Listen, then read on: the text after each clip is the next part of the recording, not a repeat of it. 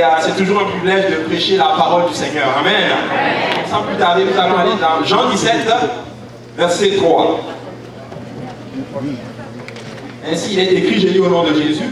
Or, la vie éternelle, c'est qu'ils te connaissent, toi, le seul vrai Dieu, et celui que tu as envoyé, Jésus-Christ. Donc, par la grâce du Seigneur, je veux prêcher un message à deux volets. Première étape, c'est connaître le seul vrai Dieu. Tu devrais savoir qu'en toute chose, il n'y a qu'un seul Dieu. Amen. Le Dieu que nous adorons est un. Amen. Ainsi, il est écrit dans Deutéronome 6, verset 4. Écoute Israël, l'Éternel, notre Dieu, est le seul éternel. Je bénis le Seigneur parce que nous savons qui est notre Dieu. Amen. Ainsi, il est écrit dans Ésaïe 37, verset 16. Éternel des armées, Dieu d'Israël, assis sur les chérubins, c'est toi qui es le seul Dieu de tous les royaumes de la terre. C'est toi qui as fait les cieux et la terre. Amen. Il est écrit dans Ésaïe 46, verset 5. À qui me comparez-vous pour le faire mon égal? À qui me ferez-vous ressembler pour que nous soyons semblables? Souvenez-vous de ce qui s'est passé dès les temps anciens, car je suis Dieu, il n'y en a point d'autre. Je suis Dieu et nul n'est semblable à moi. Amen. Il n'y a qu'un seul Dieu. Amen. Il est écrit dans Ésaïe 53, verset 16. C'est toi, Éternel, qui est notre Père, qui dès l'éternité t'appelle notre Sauveur. Amen. La question, c'est le deuxième volet, et connaître aussi le serviteur. Mais qui est ce serviteur? Amen. S'il est écrit dans Ésaïe 43, verset 10. Permettez-moi de trouver mon texte.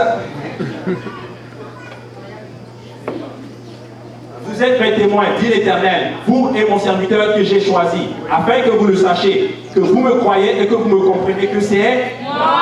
En fait, mon serviteur, c'est moi. En fait, donc, le serviteur, c'est Dieu lui-même, manifesté dans la chair.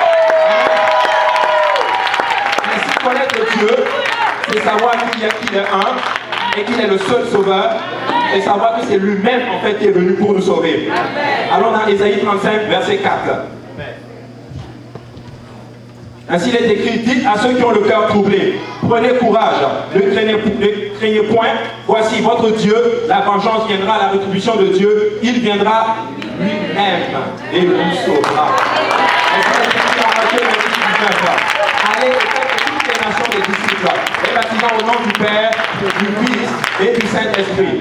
Ainsi, quand tu sais qui est ton Dieu, tu sauras que le nom qui est révélé justement pour le salut, c'est le nom de Jésus-Christ. Ainsi, Jésus dira justement que celui qui m'a vu a vu le Père. Voilà pourquoi nous baptisons dans le nom de Jésus-Christ. Voilà pourquoi nous savons que le Père, c'est en fait Jésus-Christ. Nous savons que le Fils, c'est en fait Jésus-Christ. Nous savons que le Saint-Esprit, c'est en fait Jésus-Christ. En fait, Dieu est manifesté dans la chair pour sauver sa créature. Ainsi, l'évangile consiste à connaître Dieu et celui qui l'a envoyé, Jésus-Christ. Et nous savons justement que le salut s'obtient justement dans le nom de Jésus-Christ.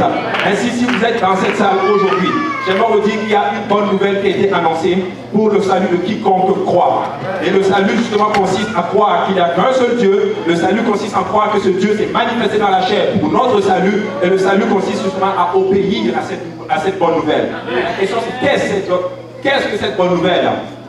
La bonne nouvelle, c'est la mort, c'est l'ensevelissement et la résurrection de notre Seigneur Jésus-Christ. La mort nous identifie notre repentance. Amen. Nous nous repentons de nos péchés. Amen. Nous mourons à notre volonté. Amen. Et nous nous faisons baptiser au nom de Jésus-Christ. Nous nous identifions à l'ensevelissement de notre Seigneur Jésus-Christ. Amen. Et nous recevons le don du Saint-Esprit. Oh, le Saint-Esprit. Amen. Joël le dit, de toute façon, Joël l'a dit, dans les derniers temps, le Seigneur répandra de son esprit sur toute chair. Vos fils et vos filles prophétiseront. Amen. Est-ce qu'il y a des gens qui parlent en langue dans cette salle?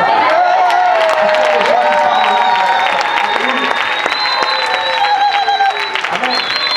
Ainsi, le jour de la Pentecôte, ils étaient tous ensemble dans un lieu. La Bible déclare que tout à coup, il se fut entendre un bruit comme celui d'un vent impétueux. Et ils furent tous remplis du Saint-Esprit et ils se mirent à parler en d'autres langues selon que l'Esprit de Dieu leur donnait de s'exprimer. Amen. J'aimerais dire à quelqu'un aujourd'hui que le Seigneur a organisé toute cette conférence pour que tu obtiennes le Saint-Esprit.